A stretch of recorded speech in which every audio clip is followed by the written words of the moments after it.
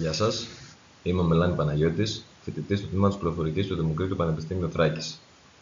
Σήμερα είμαστε στην ενότητα 5, αρχεία και εξωτερικές βιβλιοθήκες. Θα μάθουμε πώς αποθηκεύουμε δεδομένα μόνιμα και πώς χρησιμοποιούμε έτοιμα εργαλεία.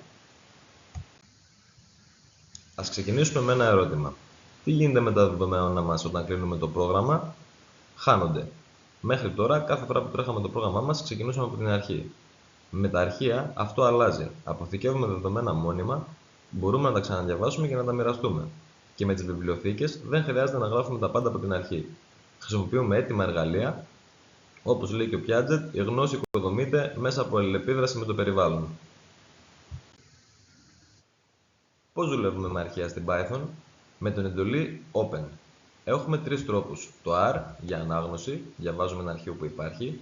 Το W για εγγραφή, δημιουργούμε νέο αρχείο ή διαγράφουμε το παλιό περιεχόμενο. Και το Α για προσθήκη.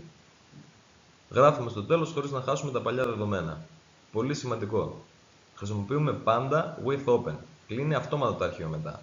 Δοκιμάστε στο Replit γιατί υποστηρίζει πραγματικά αρχεία. Η βιβλιοθήκη Random μας δίνει τυχαιότητα. Πρώτα γράφουμε import random για να τη φορτώσουμε. Η randin 1 μέχρι 10 μας δίνει τυχαίο ακέραιο από το 1 μέχρι το 10, ιδανικό για ζάρι, κλήρωση και παιχνίδια. Η choice επιλέγει τυχαία ένα στοιχείο από τη λίστα. Φανταστείτε δηλαδή κλήρωση νικητή.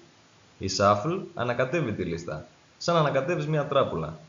Δοκιμάστε να τρέξετε τον κώδικα 5 φορές, παίρνετε κάθε φορά διαφορετικό αποτέλεσμα.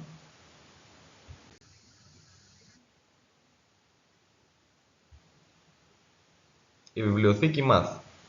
Η βιβλιοθήκη Math μας δίνει μαθηματικά εργαλεία. Με import math τη φορτώνουμε. Η sqrt υπολογίζει τετραγωνική ρίζα. Το pi μας δίνει τον αριθμό π. Η pow υπολογίζει δυνάμεις και η floor στρογγυλοποιεί προς τα κάτω. Παρατηρήστε. Math.pi επί 4 επί 4. Τι υπολογίζει αυτό? Είναι το εμβαδόν κύκλου με ακτίνα 4. Αυτή είναι η ανακαλυπτική μάθηση. Τώρα συνδυάζουμε όλα μαζί. Βλέπετε εδώ το ψηφιακό ημερολόγιο.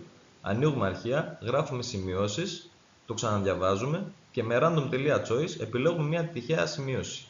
Η δική σας πρόκληση: φτιάξτε το δικό σας ψηφιακό ημερολόγιο με τουλάχιστον 3 σημειώσεις, ανάγνωση, τυχαία επιλογή και έναν υπολογισμό math. Χρησιμοποιήστε το Replit και παραδώστε το στο Moodle.